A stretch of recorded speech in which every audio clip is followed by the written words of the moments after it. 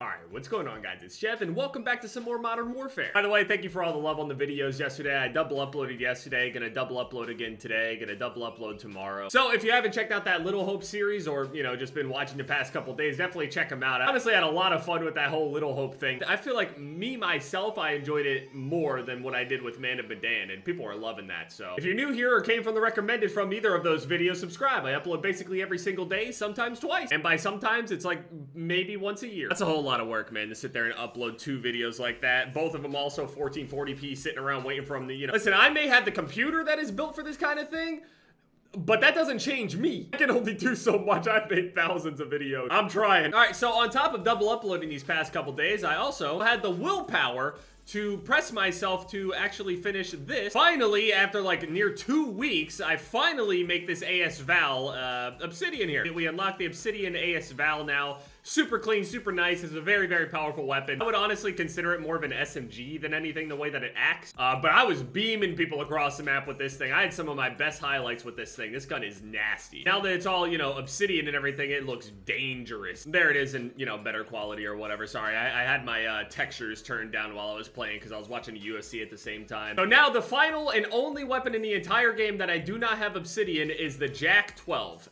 And we also have shipment. So you already know what's about to go down. Straight up, just no mercy, just spray this.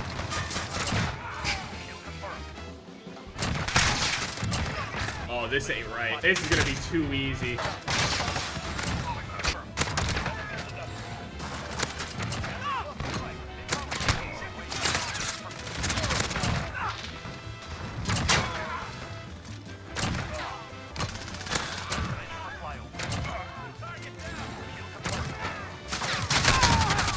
Yeah, this is not going to take any time at all. Honestly, if I play all day and don't have to worry about anything, which I don't think I need to, actually.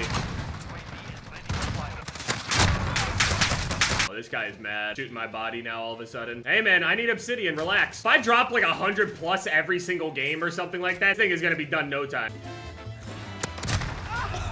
I knew they were all just sitting there absolutely terrified of moving now. Way too many situations where they just walk out and get smoked by this AA-12. They're not moving anymore.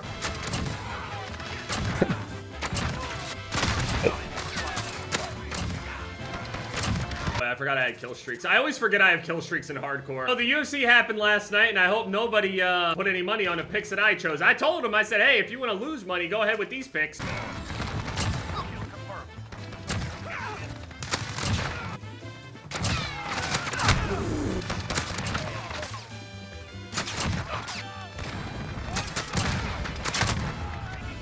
Reload in there. So, Anderson Silva ended up getting TKO'd. He got knocked down 2 or 3 times in the middle of their fight. I would say that Anderson probably won round 1. It was looking pretty good. He was not looking bad at all. 45 years old, I mean, that's incredible. And it was looking like another one of those situations where Uriah Hall is just kind of frozen, where it seems like he respects his opponent too much, no matter who it is. It's not just an Anderson Silva thing. He does this a lot. And that was the thing that I was talking about, where Uriah Hall has the ability and skills to actually do like crazy shit. But it just seems like he ends up in these like mental block areas where, you know, it seems like he's not really doing everything at his full potential with full confidence and all this stuff. Obviously, you could be scared of things. Obviously, you don't want to go for anything crazy. I'm not telling him to do backflips or whatever. But there are times where he literally won't throw a punch for very long, extended periods of time. And now, given he's the counter puncher, so basically, Anderson Silva has always kind of had like a weird issue fighting other counter strikers. He has no problem coming forward if the opponent is hurt and he swarms on them, but when Anderson Silva comes forward aggressively as the opponent is waiting for him, his offensive ability going into people, especially other counter-strikers, is not on the same level as like his counter-striking accuracy, at least it seems like. The way in which he ended up getting, you know, finished or whatever, he came in really sloppily with his hands, you know, kind of wide open, chin up and things like that. I mean, Anderson, I'd always noticed that he did things like that, but he never really got caught for it. But Uriah made him pay.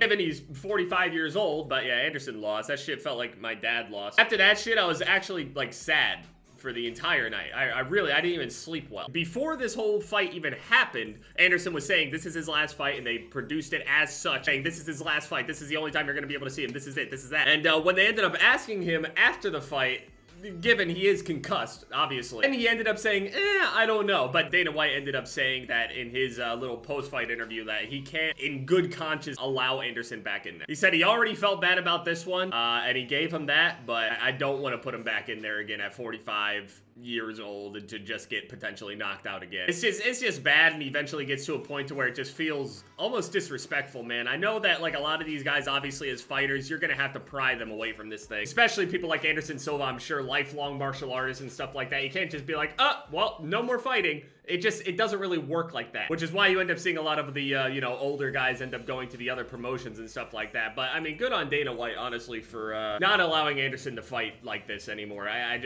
don't want to see it anymore either. I don't want to see him lose. I don't want, it literally hurts me. I slept like shit because of it, man. I wanted him to win. I cheered him on. I was happy to see him fight, but fuck, I cannot handle that.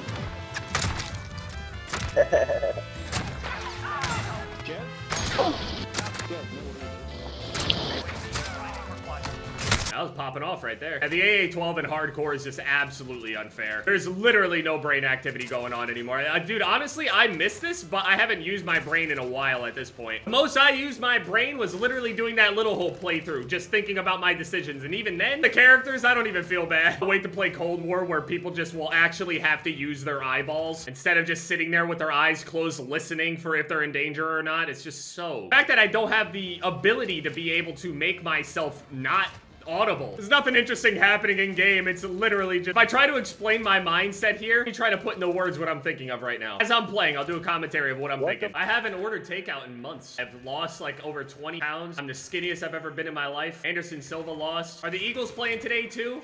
Oh, please don't let this weekend do this to me, man. I love Halloween. Don't do this to me. This is all I've been thinking of. Ever since Anderson lost, it's just flashbacks all over it. Just like the Chris Weidman thing. It's literally every single time I even see a preview of the fight, I don't watch it. I hate it. It infuriates me every single time I see it. That's all I'm thinking of. I'm not even thinking about the game. This is like a really annoying lobby too, with RPGs and all sorts of other shoddies and shit too, so... Thank you! No, that's not happening. You've lost your fucking mind. Listen, I'm all for the love, but I literally just got up after a terrible night of sleep. I'm not doing it. I just watched my fucking dad get knocked out. I'm so upset. Greg Hardy ended up winning his fight against Maurice, although Maurice was talking about the stoppage wasn't... I was moving. He was screaming at her, like, bro, I was moving. Yeah, I got hurt, but I was moving. I was ready to get up and recover. Let me recover. Let me fight. Fighting is not a thing where it's like, oh no, someone's facing adversity, time to stop it. No, fighting is literally overcoming it. So, I mean, I get that. I wouldn't necessarily call it an early stoppage, but again, I wouldn't want to watch him get punched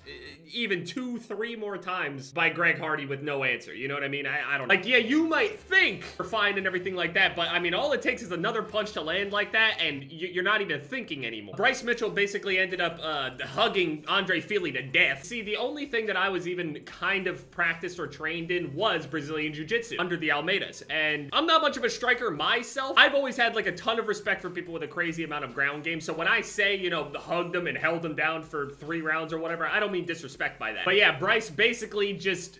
he did some good striking here and there with Andre, but mostly Andre was winning in the stand-up. I wouldn't say it was too one-sided in the stand-up, though, although obviously Bryce did not want to just stand up there with him. Also, again, like I said, before the fight even happened, both of these guys are well-rounded enough to be able to do, you know, what each other does the best to some degree. Bryce can strike with Andre Fili, and Andre Fili can manage to get up and get out of submission attempts like he did in that fight. That fight was very, very good back and forth, but Bryce ended up winning. I said in the video as well, like my prediction, it would either be Andre Fili walks forward and ends up just KOing him and overwhelming him and not allowing him to recover. Bryce Mitchell ends up grappling so much to the point to where Andre wouldn't be able to use his striking. It would smother him so much to where he wouldn't be able to get anything off and eventually would be too tired to actually even do any damage with his punches anymore. Now, I wouldn't say that Andre Fili was completely exhausted by the end of the fight, honestly, but yeah, I mean, he did everything he could to just basically blanket Andre's power. I've been seeing people just straight up lay prone because all the other dead bodies in the game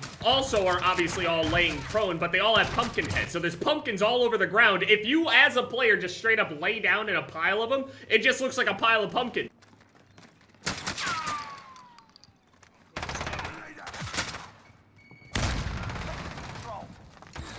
This is the first place he went to, man. Ugh. So in like, I'd say 4 hours from the point that you guys end up seeing this video, if I don't put it up too late, I shouldn't. Yeah, and like 4 hours past the first upload is usually when I upload the second one, so. A lot of people will sit there and they'll be like, oh, dude, what the fuck? I wanted the next part of the series. This is what happens every single time I have series, because there's like an incredibly vocal group of people that just tweet at me all day waiting for the next part, because for whatever reason, they don't think it's coming. I don't know. Who do the Eagles play today, man? Oh, God. The late game against Dallas. Oh, fuck. Oh, God, please win. Please win. Please win. I can't watch Anderson lose and then watch... Oh, no. Also, Bobby Green got robbed. I won't be convinced otherwise.